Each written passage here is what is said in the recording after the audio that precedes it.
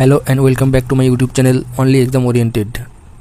200টি exam oriented ম্যাথের আজকে আমাদের 30 নম্বর অঙ্কটিতে বলছে একটি বিড়াল 5 লাফ দিতে যে সময় লাগে সেই সময় একটি কুকুর 4 লাফ যায়, কিন্তু কুকুরের 3 লাফ বিড়ালের 4 লাফের সমান।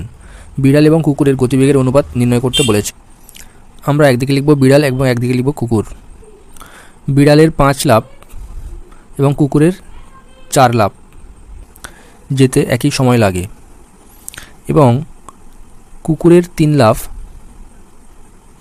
আর বিড়ালের 4 লাফের দৈর্ঘ্যটা সমান হয়। এবার আমরা করব এই দুটো বিষয়কে আমরা কোনাকুনি গুণ করব। এইটাকে এইভাবে গুণ করে আমরা এদিকে লিখব আর এটাকে এইভাবে গুণ করে আমরা এদিকে লিখব। তাহলে 5 3 গুণ করে আমরা কত পাচ্ছি 15, আর 4 4 গুণ করে পেলাম আমরা কত 16। আচ্ছা, এখানে একটা বিষয় মনে রাখতে হবে যে এই 5-এর সাথে যেটা গুণ করব সেটা এই নিচে বসবে এবং এই 4-এর সাথে যেটা গুণ করব সেটা আমাদের এখানে বসবে। তাহলে আমরা পেলাম কত 15:16।